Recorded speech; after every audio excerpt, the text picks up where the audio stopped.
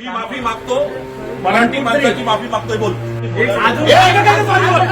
त्याच्यानंतर मराठीत हिंदीत बोला का तुम्ही कशाला महाराष्ट्रात चालणार मराठी मराठी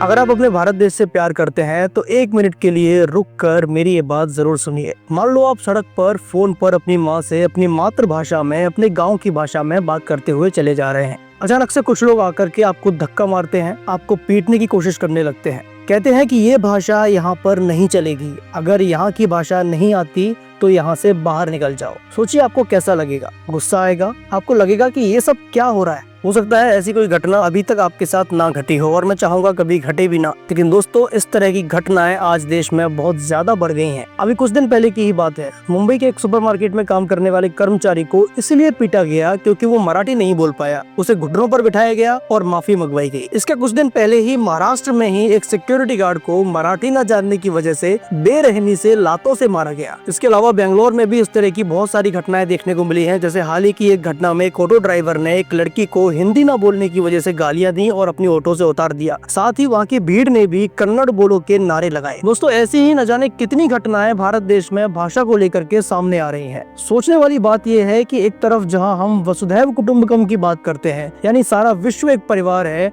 वहीं हम अपने ही देश में अपनी ही भाषाओं को लेकर आपस में लड़ रहे हैं। यहाँ तक कि हमारा संविधान भी हमें इस चीज की आजादी देता है कि हम अपनी मातृभाषा भारत के किसी भी कोने में जाकर बोल सकते हैं और कोई हमें इसके लिए रोक नहीं सकता। आर्टिकल 19 हमें आजादी देता है कि मैं भारत के किसी भी कोने में अपनी भाषा में अपनी बोली में बात कर सकता हूँ, चाहे फिर वो हिंदी हो, मराठी हो या कोई और भाषा। कोई मुझे रोक नहीं सकता जब तक कि मैं किसी को नुकसान ना पहुंचाऊं। इसके अलावा आर्टिकल 29 ये कहता है कि मेरी भाषा और मेरी संस्कृति को बचाना मेरा अधिकार है। तो अगर आपसे कोई कहे कि इस भाषा को बोलना छोड़ दो या इस भाषा में बात मत करो, तो उससे कहना कि ये मेरा अधिकार है और ये अधिकार मुझे संविधान देता है। यहाँ तक कि आर्टिकल 350 हमें ये अधिकार देता है कि मुझे अपनी भाषा में अपनी बोली में सरकार से कुछ कहना हो, कोई शिकायत करनी हो, तो सरकार भी उसको सुनने के लिए मजबूर है। इसके अलावा जब 1956 में राज्यों को भाषा और संस्कृति के आधार पर बांटा गया तो सोच यही थी कि हर भाषा को उसका सम्मान और अधिकार मिले। आपको ये जानकर गर्व होगा कि हमारे देश में आज भी छोटी बड़ी सभी भाषाओं को मिलाकर के 450 से ज्यादा भाषाएं जिंदा हैं। उसमें भी 120 से ज्यादा वे भाषाएं हैं जिसमें हर भाषा को कम से कम 10,000 से ज्यादा लोग तो बोलते हैं। उनमें भी कुछ भाषाएं हैं जो बहुत ज्यादा तादाद में बोली जाती हैं, जैसे हिंदी जैसे 52 करोड़ से ज्यादा लोग बोलते हैं, बंगाली जैसे 9.5 करोड़ से ज्यादा लोग बोलते हैं, मराठी जैसे 8.5 करोड़ से ज्यादा लोग बोलते हैं। ऐसी ही कई और भी प्रमुख भाषाएं हैं जो हमारे देश के अलग अलग राज्यों में बोली जाती हैं। मुझे हमेशा इस चीज के लिए गर्व था, है और रहेगा कि ये भारत देश विविधताओं में भी एकता रखने वाला देश है। और ये चीज मैंने महसूस की ग्वालियर मध्य प्रदेश में, जहाँ का मैं रहने वाला हूँ। तो बात है मेरे कॉलेज की, जहाँ से मेरी ग्रेजुएशन हुई। अलग अलग राज्यों से पढ़ने के लिए स्टूडेंट्स आए, यहाँ तक कि कुछ तो अपने पड़ोसी देश जैसे भूटान वगैरह से भी आए। मैंने अपनी पूरी 4 साल की कॉलेज लाइफ में कभी ये नोटिस नहीं किया कि उनको उनकी भाषा को लेकर के कभी नीचा दिखाया गया हो। हमने उनकी भाषा सीखने का प्रयास किया,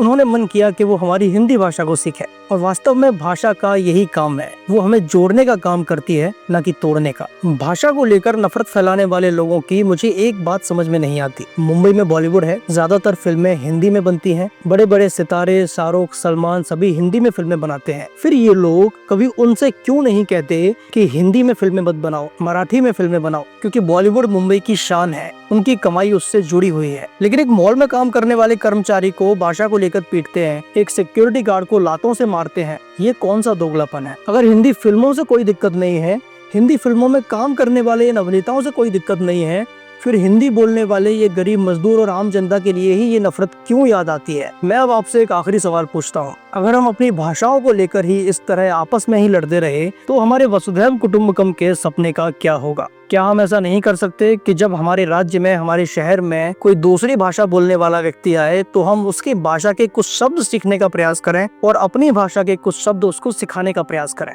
जरा सोचिए, अगर हम इन भाषाओं को लेकर ही आपस में लड़ने लगे तो विभिन्न भाषाओं से बना ये हमारा भारत देश बचेगा? जरा सोचिए, हम अपने बच्चों के लिए, अपनी अगली पीढ़ी के लिए कैसा भारत छोड़कर जाएंगे, जहां अपने ही देश के अलग अलग राज्य भी मिलकर एक परिवार की तरह नहीं रह पा रहे, या फिर एक ऐसा भारत जो आज भी वसुधैव कुटुंबकम की भावना रखता है।